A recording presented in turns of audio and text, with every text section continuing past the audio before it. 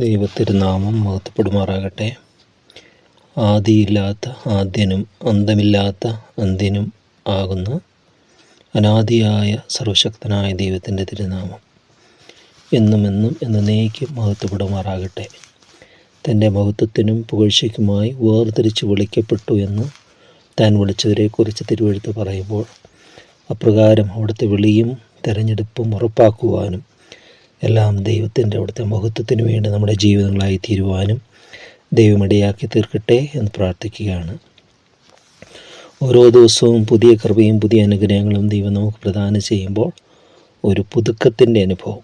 നമ്മൾ ശരീരപ്രകാരം വിശ്രമിച്ചു ഉറങ്ങുന്നു, രാവിലെ ഉണർന്നെഴുന്നേൽക്കുന്നു, നമ്മളെ തന്നെ റിഫ്രഷ് ചെയ്യുകയാണ്, ഒരു പുതുക്കുകയാണ് ശരീരത്തിലുമൊക്കെ എന്ന് പറഞ്ഞ പോലെ ആത്മാവിലും ദൈവിക പുതുക്കം എന്ന് പറയുന്ന ആത്മശരീര മനസ്സുകളുടെ പുതുക്കമാണ്, സമ്പൂർണ്ണമായ ഒരു റിഫ്രഷ്മെൻറ്റ്.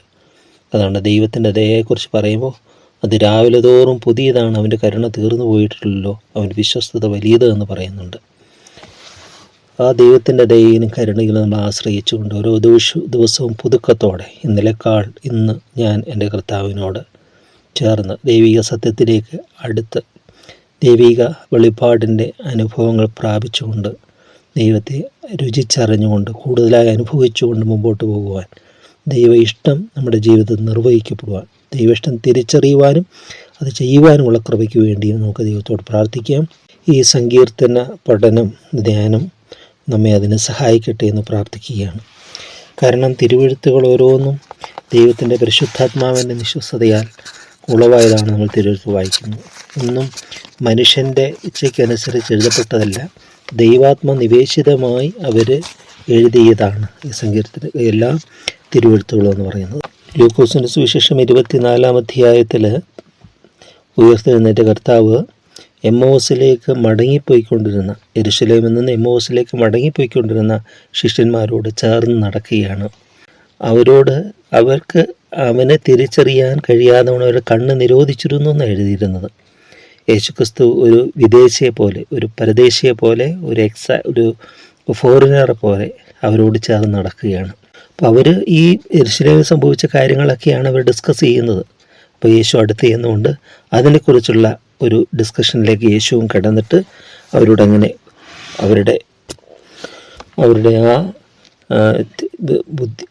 ബുദ്ധിഹീനതയൊക്കെ ദൈവം വെളിപ്പെടുത്തുകയാണ്. കാരണം അവർ പ്രവാചകന്മാരിലെല്ലാം എഴുതിയിട്ടുണ്ട് കർത്താവിൻ്റെ വരവിനെക്കുറിച്ചും അവൻ്റെ ജനനത്തെക്കുറിച്ചും അവൻ്റെ മരണത്തെക്കുറിച്ചും ഉയർപ്പിനെക്കുറിച്ചുമെല്ലാം. അപ്പോൾ കർത്താവ് അവരെ ശാസിക്കുന്നതായിട്ട് അവിടെ കാണുന്നുണ്ട്. ഈ ലൂക്കോസിൻ്റെ സുവിശേഷം 24-25 അയ്യോ ബുദ്ധിഹീനരെ, പ്രവാചകന്മാർ പറഞ്ഞിരിക്കുന്നത് എല്ലാം വിശ്വസിക്കാത്ത മന്ദബുദ്ധികളെ, സ്ലോ ഇൻ മൈൻഡ്. ക്രിസ്തു ഇങ്ങനെ കഷ്ടം അനുഭവിച്ചിട്ട് തന്നെ മഹത്വത്തിൽ കടക്കേണ്ടതില്ലേ എന്ന് പറഞ്ഞ് മോശ തുടങ്ങി സകല പ്രവാചകന്മാരിൽ നിന്നും എല്ലാ തിരുവെഴുത്തുകളിലും തന്നെക്കുറിച്ചുള്ളത് അവർക്ക് വ്യാഖ്യാനിച്ചു കൊടുത്തു. ആ സമയം കൊണ്ട് ഇതെങ്ങനെ സാധിക്കും? ദൈവത്തിന് സാധിക്കും. വിത്തിൻ സെക്കൻഡ്സ് നമുക്ക് ദൈവിക സത്യങ്ങൾ ദൈവത്തിന് മനസ്സിലാക്കി തരാൻ പറ്റും. ദ ഹോൾ മുഴുവനായി നമ്മൾക്ക് അറിയേണ്ടതുപോലെ ദൈവത്തിന്, അതിന് ദീർഘസമയങ്ങൾ ദൈവത്തിന് വേണമെന്നില്ല. ഒത്തിരി പേരുടെ ജീവിത അനുഭവങ്ങളുണ്ട്. പഠനത്തിലൊക്കെ ചില കുട്ടികളുടെയൊക്കെ അടുത്ത് വന്നിരുന്നു, ഒന്നും പഠിക്കാൻ ബുദ്ധിയില്ലാത്ത കുട്ടികളുടെ അടുത്ത് വന്നിരുന്നു യേശു പഠിപ്പിച്ച അനുഭവങ്ങളുണ്ട്. അതൊരു പുസ്തകം മുഴുവൻ രാത്രി കൊണ്ട് തീർത്തെന്ന് പറയുന്നത്. നമുക്കല്ലേ സമയമുള്ളൂ. ദൈവത്തോടുകൂടി ആയിരിക്കുമ്പോൾ ടൈം സോൺ മാറിപ്പോവുകയാണ്. അപ്പോൾ എല്ലാം മറിച്ച് ഓരോന്ന് വിവരിച്ചു കൊടുക്കും, അവൻ്റെ അന്തരംഗത്തിൽ പതിയുകയാണ്. എപ്പോഴും നമ്മൾ അങ്ങനെ ചിന്തിക്കുന്നത് എക്സ്ട്രാ ഓർഡിനറി ഇതാണ് ചില സവിശേഷ സന്ദർഭങ്ങളിൽ. പക്ഷെ എപ്പോഴും ദൈവത്തിൻ്റെ കൃപ നമ്മളോട് കൂടെയുണ്ട്. ഈ അനുഭവങ്ങൾ നമ്മൾ പഠിക്കുമ്പോഴും ജോലി ചെയ്യുമ്പോഴും എല്ലാത്തിലും ദൈവത്തിൻ്റെ സാന്നിധ്യം ആഗ്രഹിച്ചാൽ അതിലേക്കൊരു സവിശേഷമായ അനുഗ്രഹമുണ്ട്.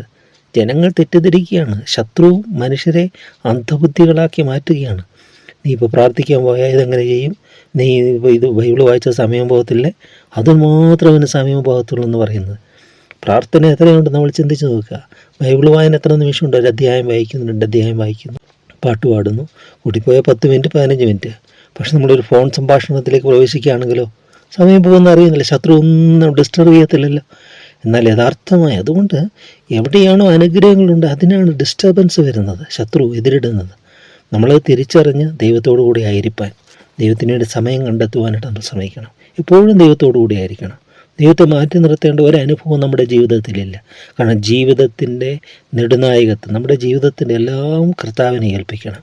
അവിടെ നയിക്കണമേ കർത്താവെ. പ്രതിസന്ധികൾ കാണാം, പ്രശ്നങ്ങൾ കാണാം, വീഴ്ചകൾ കാണാം, ബലഹീനത കാണാം, കുറവുകൾ കാണാം.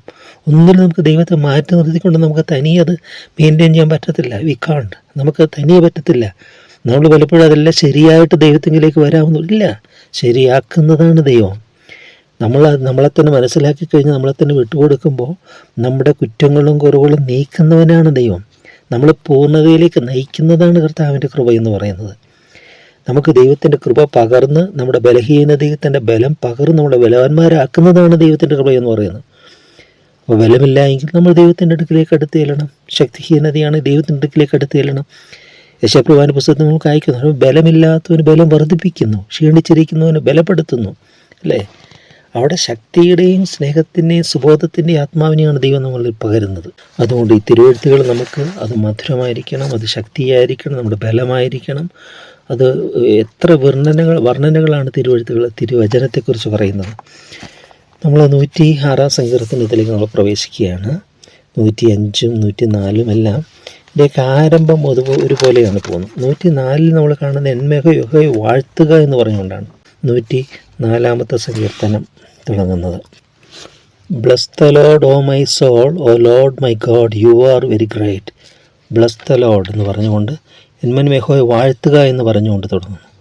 105 സങ്കീർത്തനം വരുമ്പോൾ യഹോവയ്ക്ക് സ്തോത്രം ചെയ്യുവീൻ, തന്നാമത്തെ വിളിച്ചപേക്ഷിക്കുവീൻ എന്ന് പറഞ്ഞുകൊണ്ട്, O give thanks to the Lord, call on his name. Thanks പറയാൻ, ദൈവത്തിന് നന്ദി പറയാനായിട്ട് പറഞ്ഞുകൊണ്ടാണ് പറയുന്നത്. മലയാളത്തിൽ യഹോവയ്ക്ക് സ്തോത്രം ചെയ്യുവാൻ ഇങ്ങനെ വരുമ്പോൾ ഈ അർത്ഥം, പക്ഷേ ഇംഗ്ലീഷ് വായിക്കുമ്പോൾ അതിൻ്റെ ശരിയായിട്ടുള്ള ഒരു അർത്ഥം നമുക്കവിടെ ധ്വനിക്കുന്നുണ്ട്. ഇനി 106 വരുമ്പോൾ അവിടെ പറയുന്നത് എന്താണ്? യഹോവയെ സ്തുതിക്കുവീൻ, യഹോവയ്ക്ക് സ്തോത്രം ചെയ്യുവീൻ. Praise the Lord, O give thanks to the Lord എന്നാണ്. യഹോവയെ സ്തുതിക്കുവീൻ, യഹോവയ്ക്ക് സ്തോത്രം ചെയ്യുവീൻ. ഈ 106 സങ്കീർത്തനം അവസാനിക്കുന്നു അങ്ങനെ തന്നെയാണ്, യഹോവയെ സ്തുതിക്കുവീൻ എന്ന് പറഞ്ഞുകൊണ്ട് ഒരു ആഹ്വാനത്തോടെയാണ്. 105 നമ്മൾ ഏകദേശം 12 ഭാഗത്തോളം 12 പോർഷനായിട്ട് നമ്മൾ ചെയ്തു. അദ്ദേഹം നമുക്കത് മനസ്സിലാക്കി തന്നു. ഇന്നും ഈ 106 സങ്കീർത്തനവും നമുക്ക് ദൈവകരങ്ങളിൽ സമർപ്പിക്കാം. ദൈവത്തിൻ്റെ പരിശുദ്ധാത്മാവ് തന്നെ നമ്മളെ ടീച്ച് ചെയ്യട്ടെ, ദൈവിക ആലോചനകൾ കൊണ്ട് നിറയ്ക്കട്ടെ. നമ്മുടെ ബുദ്ധിയെ, നമ്മുടെ വിചാരത്തെ, നമ്മുടെ ബോധങ്ങളെ, നമ്മുടെ അന്തരംഗങ്ങളെ, conscious mind, subconscious mind, ബോധമനസ്സ്, ഉപബോധ മനസ്സ്, എല്ലാ തലങ്ങളിലും ദൈവത്തിൻ്റെ കൃപ വ്യാപരിക്കട്ടെ, ദൈവത്തിൻ്റെ സർവ്വശക്തി നമ്മുടെ മേൽ വ്യാപരിക്കട്ടെ എന്ന് നമുക്ക് പ്രാർത്ഥിക്കുകയും ചെയ്യാം. 106 സങ്കീർത്തനം 105 ഇസ്രായേലിൻ്റെ മിസ്രൈം എന്നുള്ള പുറപ്പാടൊക്കെയാണ് നമ്മൾ കാണുന്നത്. ദൈവം വെടിച്ചുകൊണ്ട് വരികയാണ്. ഇത് ഒരു രക്ഷയുടെ അനുഭവത്തിലേക്ക് നമ്മൾ കാണുക. ഒരു പാപത്തിൽ ജീവിച്ചിരുന്ന ഒരു വ്യക്തി യേശുവിനെ അറിയുന്നു, അവനെ ദൈവം വീണ്ടെടുക്കുന്നു, അവൻ രക്ഷയെ അനുഭവിക്കുന്നു. കർത്താവായ യേശു ക്രൂശിൽ നിർവഹിച്ച രക്ഷ അവൻ്റെ നമ്മൾ കാണുന്നുണ്ട്. ഈ കുന്തത്താൽ യേശുവിൻ്റെ വിലാവ് തുറക്കപ്പെട്ടു എന്ന് ഒരു ചിന്ത അതിലേക്ക് നമ്മൾ പോവുകയാണ്. ഈ എന്താണ് ശരിക്കും സംഭവിക്കുന്നത്? എല്ലാവരും പാപികളാണ്. എല്ലാവരും വിശ്വസിക്കുന്നവരും അവിശ്വാസികളും എല്ലാം, നീതിമാൻ ആരുമില്ല, എല്ലാവരും പാപം ചെയ്ത് ദൈവത്തെ നഷ്ടപ്പെടുത്തിയവരാണ്. പക്ഷെ ഒരു വ്യത്യാസം എന്ന് പറയുന്നത്, നമ്മൾ രക്ഷയുടെ അനുഭവത്തിലേക്ക്, അതായത് രക്ഷകനെ അറിഞ്ഞു കഴിയുമ്പോൾ, നമ്മുടെ ജീവിതം ദൈവങ്ങളിലേക്ക് സമർപ്പിച്ച് കഴിയുമ്പോൾ, അവിടെ നിന്ന് എന്ത് ചെയ്യുക? നമ്മുടെ പാപത്തിൻ്റെ കടച്ചീട്ടുകളെ കീറിക്കളയുകയാണ്. എന്ന് മനസ്സിലാക്കാനായിട്ട് പറയാം. ഈ ടിക്കറ്റൊക്കെ ഇപ്പോൾ എങ്ങനെയാണെന്ന് അറിയത്തില്ല. നേരത്തെയൊക്കെ ട്രാൻസ്പോർട്ട് ബസ്സുകളൊക്കെ ടിക്കറ്റ് എക്സാമിനർ വരും. എന്നിട്ട് നമ്മളെടുത്ത ടിക്കറ്റ് അവർ കാണിക്കണം. TTR എന്നൊക്കെ പറയുന്ന പോലെ, ട്രെയിനിലൊക്കെ വരുന്ന പോലെ. എന്നിട്ട് അത് കാണിക്കുമ്പോൾ അവർ കീറിയത് അല്ലെങ്കിൽ ഒരു വര അങ്ങോട്ട് വരയ്ക്കും. പിന്നെ അതിന് വാല്യൂ ഇല്ല. പിന്നെ അത് വെച്ച് യാത്ര ചെയ്യാൻ പറ്റത്തില്ല. അത് ഇൻവാലിഡായി മാറി എന്ന് പറഞ്ഞ പോലെ. ചില ഇതുണ്ട്, പഞ്ച് ചെയ്യുക എന്ന് പറയും. അതായത് നമ്മളിപ്പോൾ ഒരു കാർഡ് കിട്ടി, അത് പോയി പഞ്ച് ചെയ്ത് കഴിഞ്ഞാൽ അത് കഴിഞ്ഞു, അതിൻ്റെ ഇത് കഴിഞ്ഞു, പഞ്ച് ചെയ്ത് കഴിഞ്ഞാൽ കഴിഞ്ഞു. അല്ലെങ്കിൽ ഒരു വ്യക്തി ഒരു ഓഫീസിൽ ചെന്ന് പഞ്ചിങ് മെഷീനിൽ അമർത്തി കഴിഞ്ഞാൽ അവൻ ചെന്നു എന്നുള്ളതിൻ്റെ തെളിവാണ്, ഇത് കഴിഞ്ഞു, പിന്നെ അത് പഞ്ചിങ് പറ്റത്തില്ല എന്ന് പറഞ്ഞതുപോലെ, നമ്മുടെ കടച്ചീട്ടിന്മേൽ അവൻ ആ കുന്തം, യേശുവിനെ കുത്തിയ തിരുവിലാവിൽ കുത്തിയതായ കുന്തം, പിയേഴ്സിങ് അല്ലേ, നമ്മുടെ കടച്ചീട്ടിനെ കീറിക്കളയുന്നതാണ്. അപ്പോൾ കർത്താവിൻ്റെ അടുക്ക വന്ന് നമ്മൾ ആ പാവങ്ങളുടെ ക്ഷമയൊക്കെ പറഞ്ഞു കഴിയുമ്പോൾ പിന്നെ അതിൻ്റെ വാല്യൂ ഇല്ല. നമ്മൾ ഏറ്റുപറയാത്തടത്തോളം, നമ്മൾ ദൈവസേന ചേരാത്തടത്തോളം കാലം ശത്രു അതിനെല്ലാം അവകാശം പറഞ്ഞുകൊണ്ട് നിൽക്കും. എന്നാൽ അപ്പോൾ രണ്ട് വ്യക്തികൾ, ഒരു ഭക്തനായ മനുഷ്യനോട് ദൈവവിശ്വാസിയോടും ഒരു അവിശ്വാസിയോടും, അതായത് നാമധേയ ക്രിസ്ത്യാനിത്വം അല്ല ഉദ്ദേശിക്കുന്നത്, യഥാർത്ഥ ക്രിസ്ത്യാനിത്വം. ക്രിസ്തീയ സഭയിൽ ഉൾപ്പെട്ടുകൊണ്ട് ക്രിസ്ത്യാനിയൊന്നുമില്ല, ക്രിസ്തീയ പാരമ്പര്യത്തിൽ ജനിച്ചുകൊണ്ട് ക്രിസ്ത്യാനിയെന്നില്ല. ക്രിസ്തുവിനെ അറിയുന്നവനാണ് ക്രിസ്ത്യാനി എന്ന് പറയുന്നത്. ഇൻ ക്രൈസ്റ്റ്, ക്രിസ്തുവിൽ ആയിത്തീരുന്നതാണ് ക്രിസ്ത്യാനിറ്റി എന്ന് പറയുന്നത്. അങ്ങനെ ആയിത്തീർന്ന്, യഥാർത്ഥമായി ആയിത്തീർന്ന ഒരു മനുഷ്യൻ, അവൻ്റെ ജീവിതത്തിലും തെറ്റുകൾ കഴിഞ്ഞ കാലങ്ങളുണ്ട്. പക്ഷെ അതിനൊന്നും വിലയില്ല, അതിനൊന്നും ശത്രുവിന് അവകാശമില്ല, അതൊന്നും അവന് എന്നാ പറയുന്നത്, അതിൻ്റെ മേലൊന്നും അവകാശമില്ല ശത്രുവിന്. അതൊക്കെ കർത്താവ് തൻ്റെ ആ കടച്ചീട്ടിൻ്റെ കീറിക്കളഞ്ഞു. ഇവിടെ ഇസ്രായേൽ ജനത്തെ മിസ്രൈമിൽ നിന്ന് വിടുവിർത്തിക്കൊണ്ടുവന്നു. അതാണ് ഒരു മനുഷ്യൻ രക്ഷയിലേക്കുള്ള വഴി. ഇനി 106 സങ്കീർത്തനത്തിൽ ഈ വന്ന ഇസ്രായേൽ ജനത്തിന് പറ്റിയ തെറ്റുകളും അപരാധങ്ങളും ഒക്കെയാണ് നമ്മൾ കാണുന്നത്. അവരുടെ ജീവിതത്തിൽ എന്തെല്ലാം സംഭവിച്ചു, എന്നിട്ട് അവരതിനെ ഏറ്റുപറയുകയാണ്, അനുദപിക്കുകയാണ്. കൺഫസിങ്, അവിടെ റിപ്പൻറ്റൻസ് ഇതൊക്കെ വരികയാണ് അവിടെ. അവർ തങ്ങൾക്ക് വന്ന തെറ്റുകൾ ദൈവം വെളിപ്പെടുത്തുമ്പോൾ അവർ അനുദപിക്കുകയാണ്, ഏറ്റുപറയുകയാണ്. ചിലർ മത്സരികളായി തീരുന്നുണ്ട്, ചിലർ റെബല്യസ് നേച്ചറായിട്ട് മാറുന്നുണ്ട്. ദൈവം കരുണയുള്ളവനാണ്, പക്ഷെ ദൈവം സ്വീകരിക്കുന്ന നന്മയെ, ദൈവം സ്വീകരിക്കുന്ന പാപക്ഷമയെ, കൊടുക്കുന്നതായ തരുന്നതായ ഔദാര്യ സ്നേഹത്തെ ഒന്നും തിരസ്കരിച്ചാൽ എങ്ങനെയാണ് അല്ലേ? ഒരു രോഗം വന്നു, അതിനുള്ള മെഡിസിൻ തന്നാൽ ആ മരുന്ന് തിരസ്കരിക്കുന്നതല്ലേ തെറ്റെന്ന് പറയുന്നത്. അതുകൊണ്ട് ദൈവത്തിൻ്റെ സന്നിധിയിൽ എല്ലാത്തിനും പ്രതിവിധിയുണ്ട്. ആ പ്രതിവിധി നമ്മൾ നിരസിച്ചു അനേകർ മരുഭൂമിയിൽ. അവർ ദൈവത്തോട് മത്സരിച്ചു എന്ന് പറയുന്നത്, അവർ മത്സരികളായിട്ട് മാറി. അതുകൊണ്ടാണ് അവർക്ക് മരുഭൂമിയിൽ അവർ പട്ടുപോയത്. ഒരിക്കലും നമുക്ക് ദൈവത്തോട് മറുതലിക്കണം. എന്ത് വന്നാലും നമുക്ക് ദൈവത്തിൻ്റെ സന്നിധിയിലേക്ക് അടുത്തുകയല്ല, ദൈവത്തോടു കൂടെ ആയിരിക്കണം. ആ ദൈവസ്നേഹത്തിലാണ് ആ ബോണ്ടിങ്, ദൈവസ്നേഹത്തിലുള്ള ബോണ്ടിങ്. എൻ്റെ കർത്താവ്, എൻ്റെ ദൈവം, അവിടെ നമുക്ക് അരളി ചെയ്യുന്നത്, ഞാൻ നിന്നെ ഒരു നാളും തള്ളിക്കളയിൽ ഉപേക്ഷിക്കുകയില്ല എന്നാണ്. ഇവിടെ 106 സങ്കീർത്തനം നമ്മൾ കാണുകയാണ്. യഹോവയെ സ്തുതിക്കുവീൻ, യഹോവയ്ക്ക് സ്തോത്രം ചെയ്യുവീൻ, അവൻ നല്ലവനല്ലോ, അവൻ്റെ ദയ എന്നേക്കുമുള്ളത്. അതാണ് അതിൻ്റെ കീവേഡ് എന്ന് പറയുന്നത്. അവൻ നല്ലവനാണ്, is good, God is good. അവൻ്റെ ദയ എന്നേക്കുമുള്ളത്, his Mercy endured for ever. അവൻ്റെ ദയ എന്നേക്കുമുള്ളതാണ്. യഹോവയുടെ വീരപ്രവർത്തികളെ ആർ വർണ്ണിക്കും, അവൻ്റെ സ്തുതിയൊക്കെയും ആര് വിവരിക്കും? ന്യായത്തെ പ്രമാണിക്കുന്നവരും എല്ലായ്പ്പോഴും നീതി പ്രവർത്തിക്കുന്നവനും ഭാഗ്യവാന്മാർ. വീരപ്രവർത്തികളെ വർണ്ണിക്കണം, അവൻ്റെ സ്തുതിയെയൊക്കെയും വിവരിക്കണം. അപ്പോൾ നമ്മുടെ ജീവിതം ദൈവം അനുവദിക്കുമ്പോൾ നമ്മുടെ ജീവിതത്തിലെ അനുഭവങ്ങൾ ഉണ്ടാകും, വ്യത്യസ്തമായിരിക്കും നമ്മുടെ ജീവിതങ്ങൾ. അത് നമുക്ക് ആ സമയത്ത് മനസ്സിലായില്ലെങ്കിൽ പിന്നെ തിരിഞ്ഞു നോക്കും, ദൈവമേ അവിടെയെല്ലാം നിൻ്റെ കരം ഉണ്ടായിരുന്നല്ലോ, എനിക്ക് സാധിക്കാൻ ഞാൻ സാധിപ്പിച്ചു തന്ന, എന്നിൽ വ്യാപരിച്ച ദൈവത്തിൻ്റെ കൃപാദൈവത്തിൻ്റെ അത്ഭുതങ്ങൾ ഓർത്ത ദൈവത്തെ നമുക്ക് സ്തുതിക്കാനായിട്ട് വരും നിശ്ചയമായും. ചിലപ്പോൾ നമ്മൾ തീച്ചൂളയിൽ കൂടിയായിരിക്കും കടന്നു പോകുന്നത്, ചിലപ്പോൾ നമ്മൾ നദികളിൽ കൂടെയുള്ള കടന്നു പോകുന്നത്. പക്ഷേ അത് കഴിഞ്ഞു കഴിയുമ്പോൾ നമ്മൾ ചിന്തിക്കുക, ദൈവനെ ഓർക്കും. തീയിൽ കൂടെ നടന്നാൽ നീ വെന്തു പോകുകയില്ല, നദികൾ നിൻ്റെ മീതെ കവിയുകയില്ല. ദൈവത്തിൻ്റെ പ്രോമിസാണ് അല്ലേ? ശദ്രഖനെയും മേശക്ക് അബേദ്നേഗോനെയും അവർ എരിയുന്ന തീച്ചുളയിലിടുകയാണ്, പക്ഷെ തീച്ചുളയിൽ ഒരു പട്ടുപോകുന്നില്ല എന്നുള്ളതാണ്. ദാനിയേൽ സിംഹക്കുഴിയിൽ എറിയപ്പെടുകയാണ്, പക്ഷെ സിംഹങ്ങൾ അവന് കേടുവരുത്തിയില്ല എന്നുള്ളതാണ്. അതാണ് ദൈവത്തിൻ്റെ അത്ഭുതം എന്ന് പറയാം. അവിടെയെല്ലാം ദൈവത്തിൻ്റെ കൃപ നമ്മളെ സഹായിക്കും, നമ്മുടെ ജീവിതത്തിൻ്റെ ഓരോ പ്രതികൂലങ്ങളും പ്രതിസന്ധികളും. അതുകൊണ്ട് ഈ നല്ല ദൈവത്തെ സ്തുതിക്കാൻ, ദൈവത്തിൻ്റെ ദയയിൽ ആശ്രയിക്കുവാൻ, ദൈവത്തിൻ്റെ കരുണയിൽ ആശ്രയിക്കുവാൻ നമുക്ക് ഇടയായിത്തീരണം. ദൈവമഹത്വത്തിനായി നമ്മുടെ ജീവിതങ്ങളായിത്തീരണം. നല്ല ദൈവമേ, നന്ദിയോടെ ഞങ്ങളങ്ങേ സ്തുതിക്കുന്നു. അവിടെ നല്ലവനായിരിക്കുക, ഞങ്ങളങ്ങേ സ്തുതിക്കുന്നു. നീ നല്ലവനാണ്. അവിടുത്തെ ദൈവനേക്കുമുള്ള തിരുവഴുത്തുകൾ ഓർമ്മപ്പെടുത്തുമ്പോൾ ഞങ്ങളതിൻ്റെ മുഴുവനാന്തര കാര്യങ്ങൾ സമർപ്പിക്കുന്നു. നിൻ്റെ വീരപ്രവൃത്തികളിൽ നിന്ന് നടക്കണമേ. നിൻ്റെ സ്തുതിയെ ഞങ്ങൾക്ക് വിവരിക്കാൻ ഞങ്ങളുടെ അതിരങ്ങളെ തുറക്കണമേ.